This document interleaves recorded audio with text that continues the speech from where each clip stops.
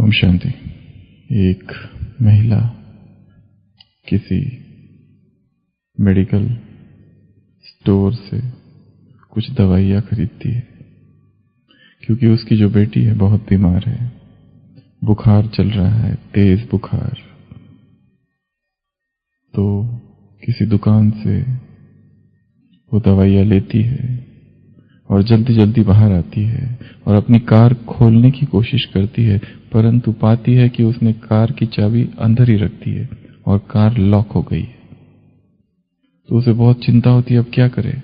और फिर फोन आता है कि बुखार और ज्यादा बढ़ रहा है, तबीयत और खराब हो रही है। तो उसे और ज्यादा चिंता हो जाती है, अब कैसे करे, इतना दूर अंतर बड़ा ज्यादा है और कार तो बंद हो गई है। तो वो कहती है क्या करूं। तो घर से जो नौकरानी होती है वो कहती है ढूंढो कुछ, कोई तार, कोई वायर, कोई हैंगर, कुछ तो मिल जाए, उससे तुम उसको खोलने की कोशिश करो।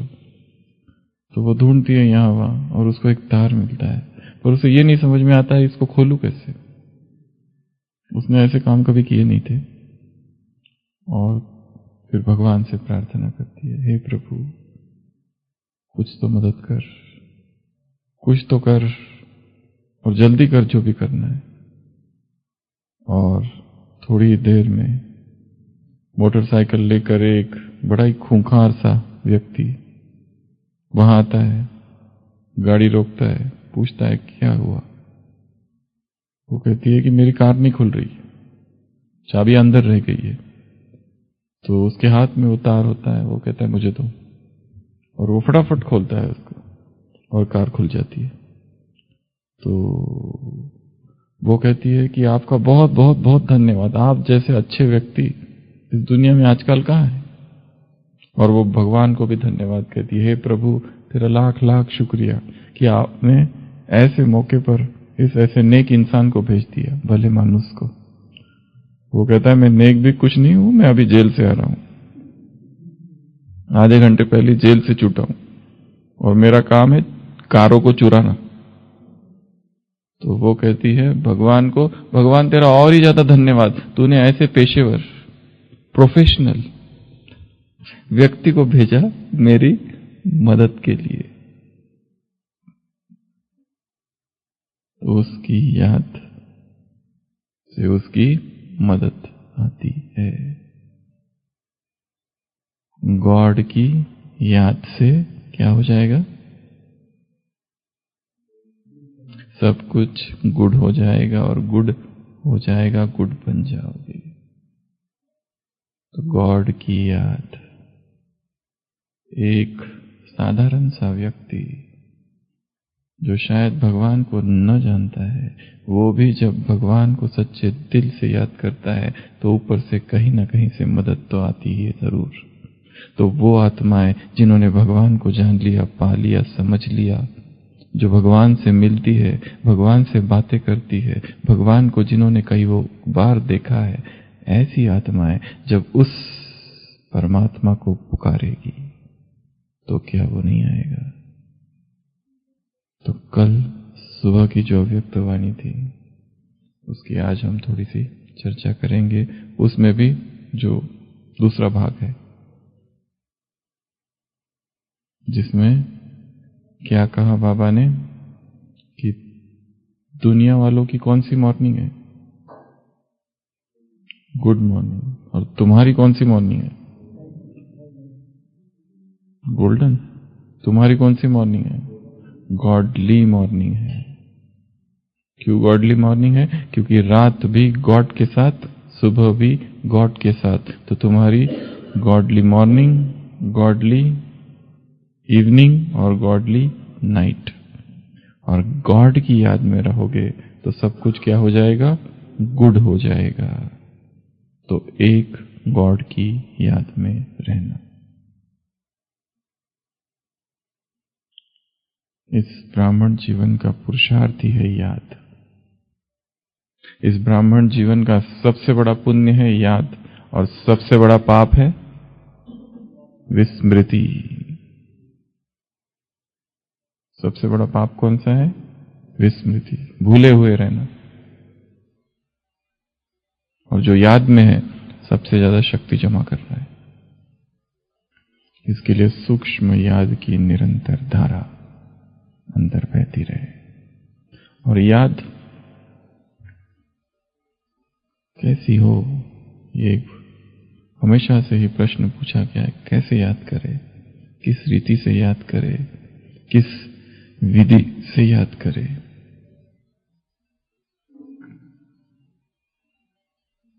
याद की विधियां बहुत सारी हैं, याद के अभ्यास बहुत सारे हैं, और हर एक ब्राह्मण आत्मा अलग अलग ढंग से बाबा को याद करती है। कभी संबंधों के आधार पर, कभी सूक्ष्म वतन में, कभी परम धाम में, तो कभी और किसी रीति से। तो हम याद की कुछ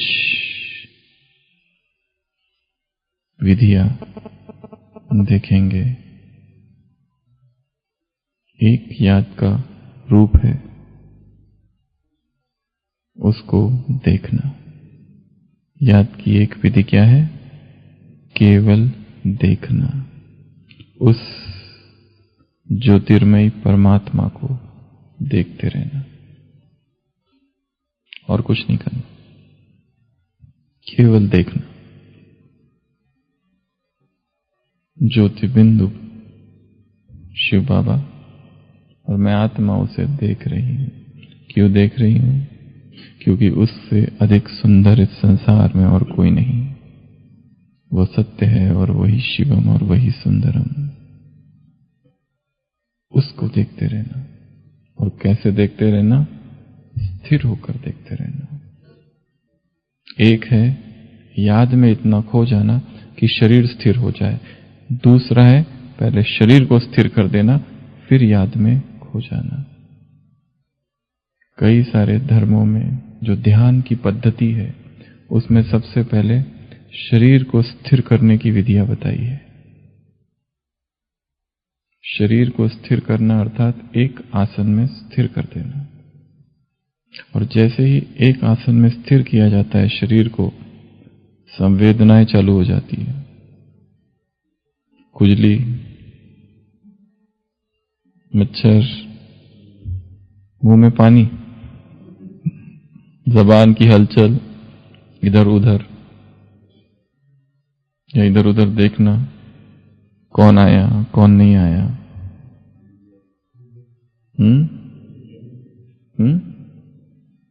बोला ना, उंगली, हाँ ये उंगली ऐसे ऐसे ऐसे हिलाना। ये सारी संवेदनाएं, जब तक इन सभी को रोका ना जाए शरीर स्थिर नहीं होता है। और ये सभी रोकी जा सकती है। जैसे इनका योग से डायरेक्ट संबंध नहीं है, परंतु शरीर की स्थिरता का संबंध योग से है। देह जहां स्थिर होगा वहां आत्मा भी स्थिर होने लगेगी। इसलिए जब योग में बैठे तो ऐसे बैठ जाना कि शरीर स्थिर हो जाए। हाथ जहां रख दिया वहां रख दिया, फिर वो हिलाते रहना, इधर से उधर, उधर से उधर, इधर से उधर, उधर से उधर। आत्मा कैसे प्रतिबिंबित होगी हिलते हुए शरीर में? वो तो फिर दिन भर तो कर ही रहे ना, चलते फिरते याद है। परंतु अमृत वेले का योग और नुमाश्याम का योग देह को भी स्थिर करने का अभ्यास करना है। तो एक विधि है स्थिर बैठ जाना। जैसे व्यक्ति जब संगली पर बैठकर योग कराता है तो बहुत ज्यादा स्थिर बैठता है, और वही जब सामने आके बैठता है सभा में तो हिलना डुलना चालू करता है। क्यों? हाँ, देखने वाले बहुत है, तो हम भी तो स्टेज पर है, और हम निरंतर स्टेज पर है। सारी दुनिया देख रही है। तो स्थिर करना। महात्मा बुद्ध प्रवचन दे रहे थे और सामने एक व्यक्ति बैठा था, अभी अभी जो भिक्षु बना था, और वो अपनी उंगली ऐसे ऐसे कर रहा था पैरों की। तो महात्मा बुद्ध रुक गए, प्रवचन बंद, पहले वो स्थिर हो जाओ, उसके बाद में चालू करूंगा। बोलते बोलते ही रुक गए। ये हिलना अर्थात व्यक्ति स्थिर नहीं है, उंगलियों का हिलना अर्थात मन स्थिर नहीं है। तो एक विधि है याद की, देखना, केवल देखते रहना उस ज्योतिर्मयी परमात्मा को, केवल और केवल देखते रहना। दूसरी विधि,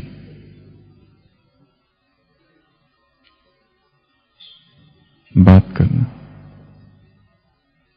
बाबा से बात करना। क्या बात करेंगे? क्या बात करेंगे?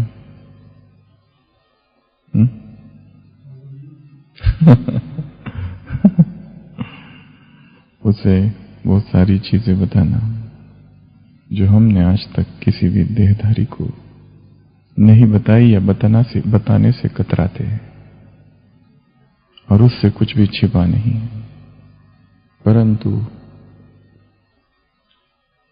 उसके सामने हमारा जीवन स्पष्ट हो, ऐसा कुछ भी ना हो जीवन का जो हमने उसे नहीं बताया हो। जीवन में चाहे कोई भी परिस्थिति आई हो, कैसी भी घटनाएं, दुर्घटनाएं, कुघटनाएं घटी हो, परंतु बयां कर देनी, बता देना कि ये हुआ था, तो मन हल्का हो जाएगा। नहीं तो हर व्यक्ति एक सूक्ष्म बोझ लिए घूमता है, और एक समय आएगा जब बाबा बैठा है और बाबा के सामने केवल ब्राह्मण आत्माएं, और सभी रो रहे और सभी बाबा से माफी मांग रहे, बाबा माफ कर दो। बाबा, ब्राह्मण बनने के बाद, तेरे यज्ञ में स्वाहा करने के बाद हमने स्वयं के जीवन को उतना श्रेष्ठ नहीं बनाया जितना बनाना चाहिए था, या तेरा बनने के बाद भी ये सारे पाप हो गए। वो सभा कौन सी होगी? ब्राह्मणों की। और बाबा क्या करेगा उस समय? कोई किसी से मतलब नहीं, संपूर्ण साक्षी, संपूर्ण साक्षी। जो जिसने किया वो पाएगा। तो ऐसा भी समय आएगा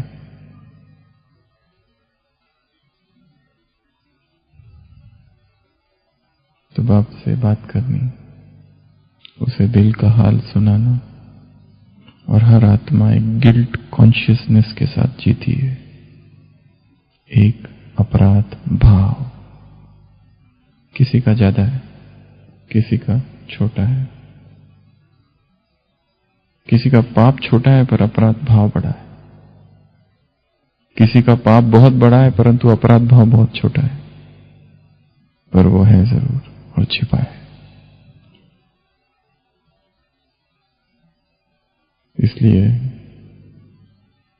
उसे सब कुछ बता देना, ये भी याद की विधि। तीसरा है उसको सुनना, वो क्या कहता है। मुरली सुनना अलग, योग में उसकी आवाज सुनने की कोशिश करना, वो मुझसे क्या कुछ कह रहा है, मेरे लिए उसके क्या शब्द है, मेरे लिए उसकी क्या श्रीमत है, मत है, डायरेक्शन है, वो मुझे क्या कह रहा है। जितनी स्थिति सूक्ष्म होगी उतनी ही उसकी आवाज हम सुन सकेंगे, जितनी स्थिति अव्यक्त होगी उतनी उसकी आवाज सुन सकेंगे। कल जो अव्यक्त वाणी चली शांतिवन में, उसमें बाबा ने कहा ये परमात्मा प्रेम दो चीजें कर देता है। क्या क्या? अशरीरी बना देता है और तुमको व्यक्त भाव से हटाकर अव्यक्त स्थिति में अव्यक्त भाव में स्थित कर देता है। और ये झूला भी है, झूलते हो इसमें। तो उसको सुनना। क्या कहता है? पॉइंट्स का सागर है वो पॉइंट। आज कहा ना, मैं तुमको अथाह पॉइंट से सुनाता हूं, ढेर पॉइंट्स है, मिस मत करो, एक दिन भी मिस नहीं करनी है, क्योंकि पॉइंट्स ढेर सारी है। वो पॉइंट्स का सागर है। तो बाबा की महिमा में ये एक महिमा और जोड़ दे। कौन सी? पॉइंट्स का सागर। बिंदु क्या है? वो बिंदुओं का सागर। Ocean of points, ocean of understanding. वो अंडरस्टैंडिंग का सागर है, वो धैर्य का सागर है, वो निर्मोह का सागर है, वो साक्षी का सागर है। ये सब उसकी महिमा है।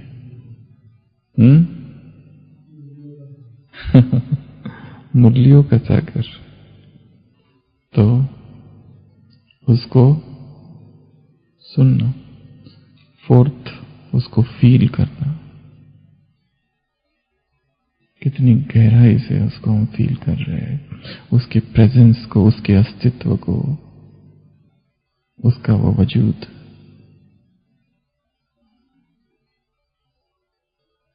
फील करना उसको योग में। और पांचवा, उसकी किरणों को आत्मा में धारण करना।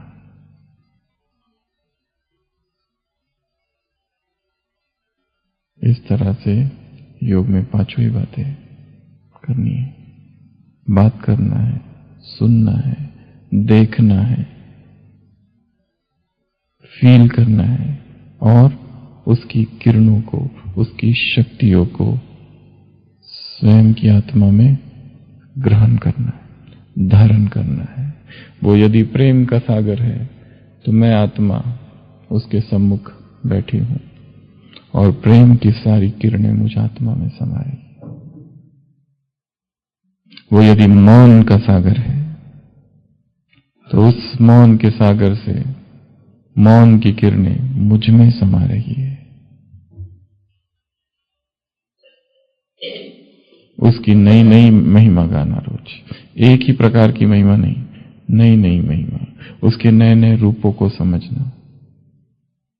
तो गॉड की याद में रहेंगे तो क्या बनेंगे?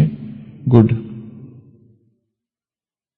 और दो चीजें तुम्हारी गुड है, एक है संकल्प और दूसरा है समय। जब याद में रहोगे तो ये दोनों चीजें गुड हो जाएगी, अच्छी हो जाएगी। समय, उठते हो तो गुड मॉर्निंग, गॉडली मॉर्निंग। तो उठते ही क्या संकल्प, सोते हैं तो क्या संकल्प। दादी प्रकाश मणि जी को किसी ने पूछा था, दादी आपके पास कितने लोग आते होंगे अपनी अपनी समस्याएं लेके, इतना बड़ा यज्ञ, इतने सारे सेवा केंद्र, इतनी सारी बातें, इतनी सारी टीचर्स बहने, आपको नींद आती है रात में? दादी ने कहा था, मैं बाबा को गुड नाइट करती हूं और लेट जाती हूं और 30 सेकंड के अंदर मुझे नींद आ जाती। ऐसा हल्कापन, वो ऐसी सूक्ष्म शक्तिशाली स्थिति अंदर की, जहां मैं जो है ये गिर चुका है, मैं रहा ही नहीं है, सब उसका कार्य है, वो करा रहा है। ऐसी गहरी आंतरिक निरंकारिता की स्थिति।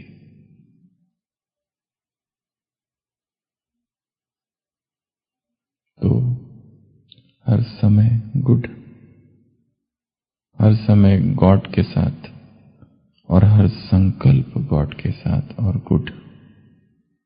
हर संकल्प, बाबा कहते हैं संकल्पों का भोग लगाओ।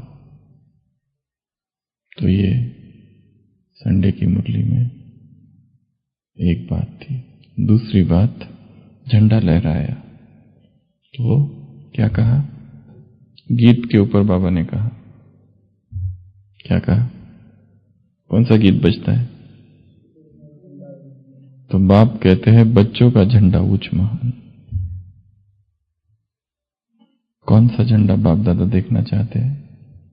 मस्तक में और नैनों में विजय का झंडा। विजय, जीत, जीत प्राप्त करनी है। किस पे? स्वयं पर। किस पे? ब्राह्मण जीवन में कौन सी विजय प्राप्त करनी है?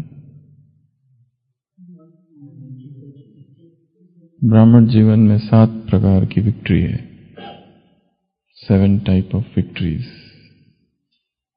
सबसे पहली जीत विकारों पर। मां की मुरली है सुबह की, सारा संसार जकड़ा हुआ है विकारों में। आज सुबह है ना, पूरा पूरा वश में है विकारों के, पूरा पूरा विकार समाये हुए हैं संसार में। विषय वैतरणी नदी। तुम ब्राह्मणों के अतिरिक्त बाकी सब मरे पड़े हैं। छी दुनिया, छी काम तुमको नहीं करने। विकारी दुनिया है, रव नरक है। सबसे पहली विजय। आज भी कहा, काम महाशत्रु है, आदि मध्य अंत दुख देता है, कौमा। इस पर जीत पाओ, फुल स्टॉप। इसको जीतना है, दमन नहीं, जीत। उसके बाहर निकल जाना, ऊपर निकल जाना। तो सबसे पहली जीत जो है इस जीवन में वो है स्थूल 5 विकार, फिर सूक्ष्म 5 विकार और रॉयल माया। किसी मुरली में बाबा ने माया के 3 रूप बताए थे। एक तो 5 विकार, फिर सूक्ष्म माया, क्रोध नहीं है पर चिड़चिड़ापन है, काम नहीं है पर कामनाएं है, लोभ नहीं है पर क्या है, मोह नहीं है पर अच्छा लगता है। विकारों पर जीत। दूसरा है इंद्रियों पर जीत। इंद्रियों को जीतने का अभ्यास करना है। इंद्रिय बड़ी ही उपद्रवी है, बहुत हलचल करती है। और सबसे ज्यादा उपद्रव कौन करता है? आंख। आंखों ने फल देखा। आंखों ने क्या देखा? फल। पर आंखें तो चल नहीं सकती, इसलिए पैर गए झाड़ के पास। पर झाड़ तो फल तोड़ नहीं सकते, इसलिए हाथों ने तोड़े। पर हाथ तो खा नहीं सकते, इसलिए मुंह ने खाया। और मुंह में फल खाकर फल पेट में गया, परंतु माली ने देख लिया और कहां मारा? कमर पे, जिसका कोई दोष ही नहीं था। कहां पर मारा? पीठ पर, जिसमें इसका कोई हाथ नहीं था। परंतु आंसू आंखों से आए, जिसने देखा था। देखने वाली कौन थी? आंखें। आखिर आंसू कहां से आए? वहीं से आए। सी नो इवन।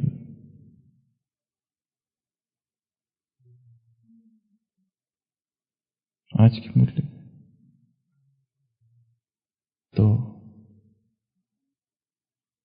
इंद्रियों पर जीत। रसेंद्रिय, कर्मेंद्रिय, ज्ञानेंद्रिय।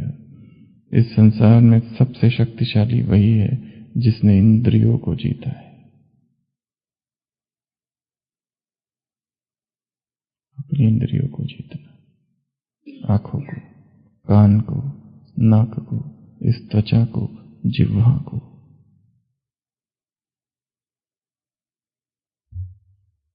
वही मास्टर सर्वशक्तिवान।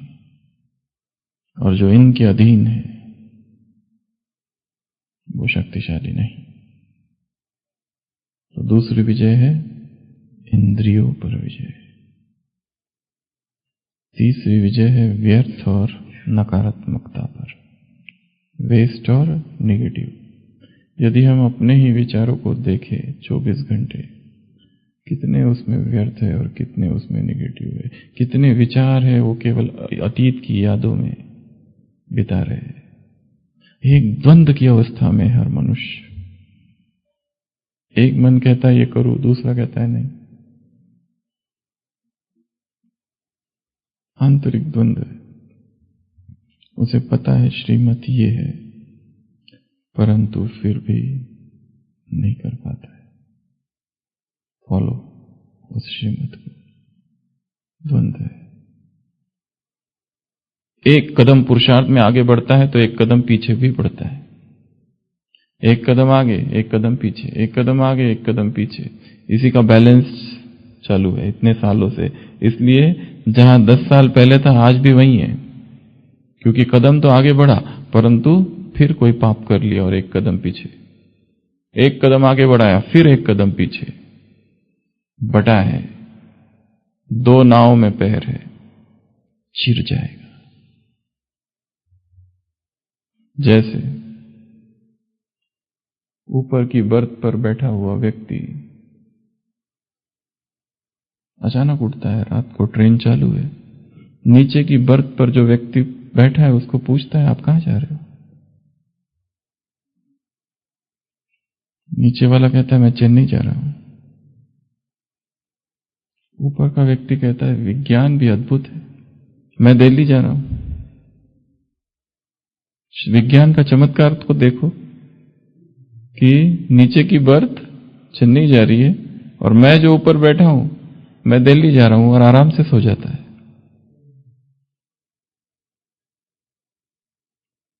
गलत ट्रेन में बैठा है। और इसको क्या कहता है? विज्ञान का चमत्कार। यहां मनुष्य का चमत्कार है। एक बर्थ दिल्ली जा रही है और एक बर्थ चेन्नई। एक मनमत, एक परमत। एक विचार अतीत में भटक रहे, एक भविष्य की चिंताओं में। और हम कहते चमत्कार है, ड्रामा का।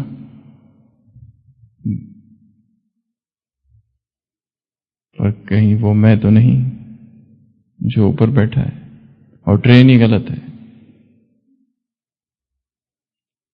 परंतु जब भी ये पता चल जाए, साहस की किसी ने परिभाषा दी है कि जब ये पता चल जाए कि गलत दिशा में हो तो रुक कर पीछे मुड़कर आ जाना, ये है साहस।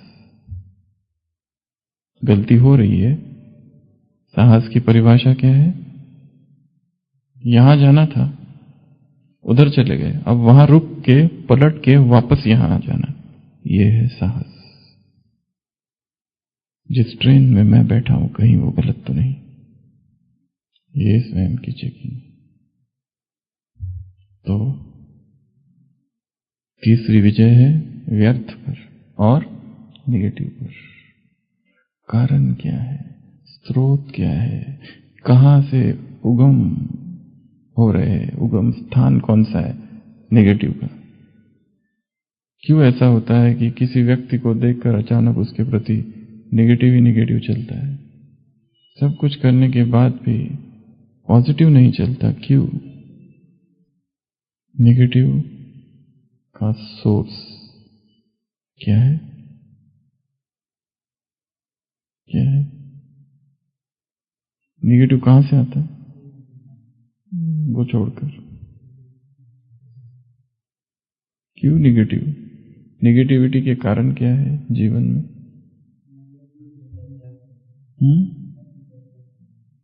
अपने को ज्यादा होशियार समझना और दूसरों को कम आंकना।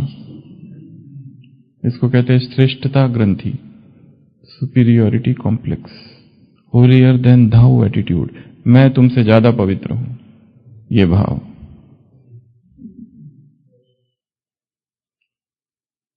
नेगेटिव का कारण है ईर्ष्या, नेगेटिव का कारण है कोई हमसे आगे बढ़ रहा है, नेगेटिव का कारण है हम में कुछ कमी है, नेगेटिव का कारण है इंफीरियोरिटी कॉम्प्लेक्स, नेगेटिव का कारण है सुपीरियोरिटी कॉम्प्लेक्स, नेगेटिव का कारण है उदासी, नेगेटिव का कारण है अतीत बड़ा ही दर्दनाक है, नेगेटिव का कारण है भय।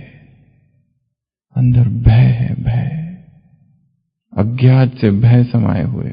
मेरे पास ये सब है, ये छिन गया तो भय, डर सा है एक।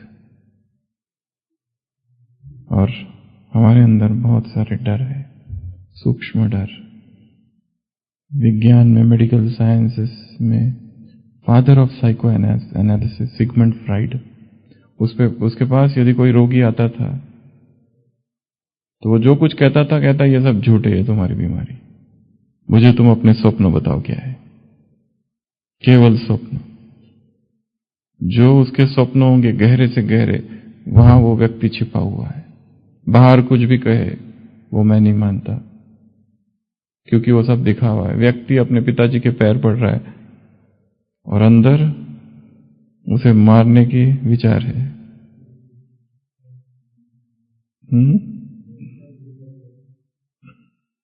क्योंकि जो दिखा रहा है वैसा है नहीं। बाहर से ब्रह्मचर्य ही ब्रह्मचर्य है, अंदर से काम धक्के दे रहा है।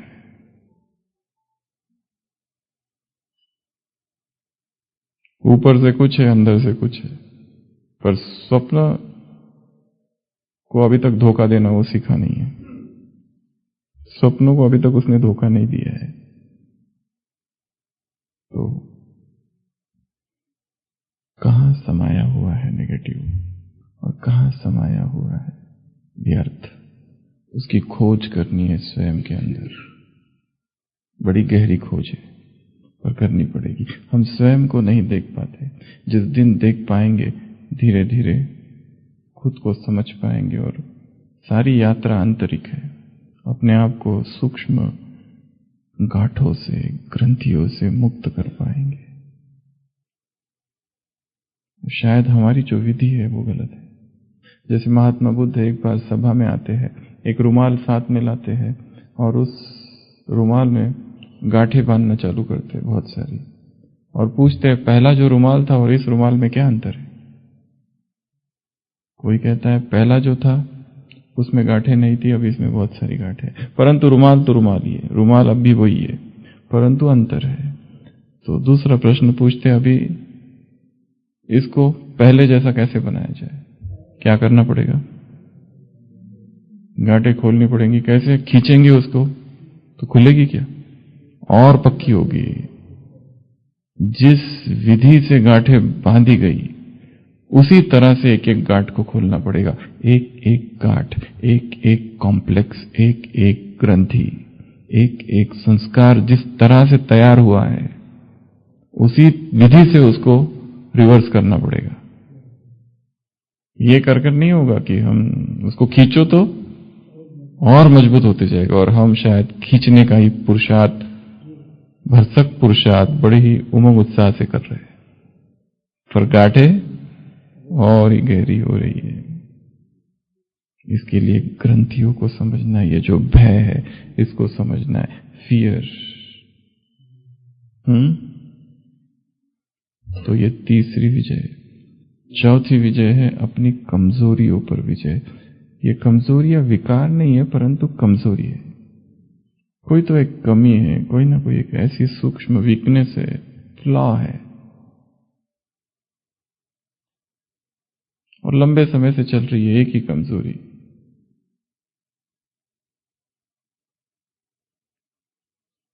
अंतर मन में झांकना है, उस कमजोरी को देखना है क्या है। कल की अव्यक्तवाणी नीचे, बाप दादा की दो चाहना है। एक तो तुम्हारी सूरत में क्या दिखे, बाप की सीरत, और दूसरा सभी खिले हुए गुलाब हो, कोई भी मुरझाया हुआ ना हो, हर्षित सदा। आज भी कहा खुशनुमा वो है जो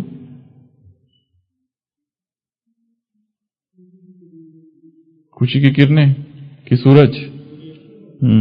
सूरज का क्या स्लोगन क्या था? खुशनुमा वो है जिनका दिल में खुशी का सूर्य क्या उगा रहे। तो ये भी एक जीत है। उसके बाद है प्रकृति पर विजय। प्रकृति पर, प्रकृति को भी जीतना है। प्रकृति को जीतने की विधि है उसको सकाश देना।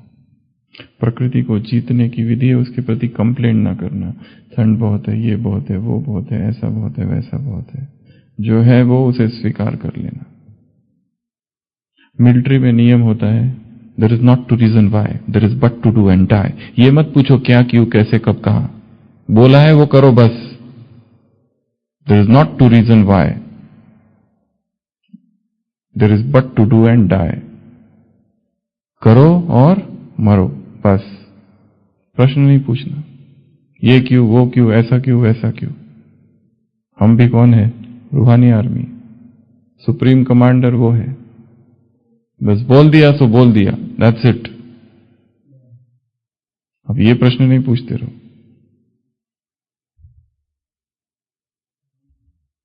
तो प्रकृति को ऑर्डर करना, प्रकृति से माफी भी मांगना, प्रकृति को सकाश भी देना और प्रकृति को ऑर्डर भी करना, प्रकृति को धन्यवाद भी देना। कब से प्रकृति ने हमारी सेवा की है? सतयुग से अब तक। और हमने क्या किया उसके साथ? हमने क्या कर दिया इस प्रकृति को? जंगल तोड़, डिफॉरेस्टेशन, बिगाड़ दिया, तमो प्रधान बना दिया, भिखारी बना दिया।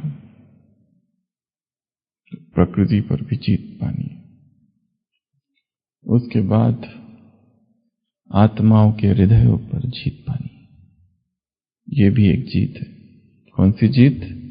आत्माओं के हृदय पर जीत पानी, हृदय सिंहासन पर बैठना, अर्थात उनकी दुआएं लेना। कल की मुरली, बीच में ही मुरली में बाबा ने डबल फॉरेनर्स को उठाया और कहा यदि तुम एग्जाम्पल बन जाओ तो क्या होगा? आफरीन क्या? दुआएं नहीं, पद्मा पदम नहीं, वर्षा होगी दुआओं की। यदि तुम एग्जाम्पल बन जाओ तो क्या होगा? दुआओं की वर्षा होगी। प्रथम गुना, दुआओं की वर्षा होगी। वैसे हमारा पुरुषार्थ ऐसा हो कि उस पुरुषार्थ में असंख्य आत्माओं की दुआएं जुड़ी हो, अर्थात असंख्य आत्माओं की हमने सेवा की हो। वो जरूरी नहीं है एक बोल के द्वारा या स्थूल कर्म के द्वारा, सूक्ष्म में हर आत्मा की सेवा करनी है, सूक्ष्म में आत्माओं की पालना करनी, आत्माओं में बल भरना।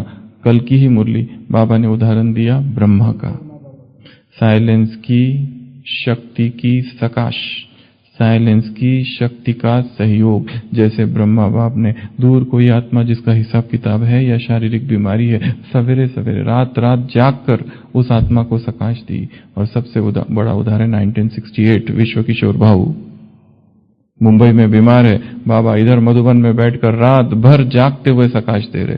सबसे पहली बार सकाश शब्द का प्रयोग ही यज्ञ इतिहास में तब हुआ 68, और उसके बाद एक दो मुरलियों में भी आया। अभी 3-4 दिन पहले मुरलियों में था, सकाश देना है। तो आत्माओं की सेवा करना, संतुष्ट करना, उन्हें तृप्त करना, उन्हें वो देना जो उन्हें चाहिए, जिसकी वो कामना करते। जो जे वांछिल तोते लाहो प्राणिजात, उनको वो दे देना जिसके लिए वो व्याकुल है, प्यासी है।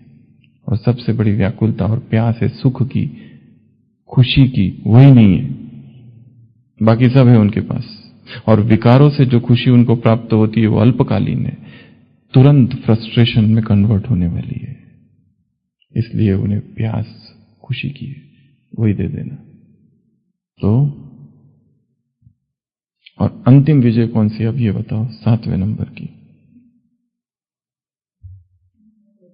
वो सब हो गया। हाँ, परमात्मा दिल तख्त पर विजय, भगवान को पर जीत, उसके हृदय पर जीत, उसके दिल को जीत लेना। वो कैसे होगा? उसकी श्रीमत पर चलकर, वो जो कहता है वो फॉलो कर, आज्ञाकारी बनकर।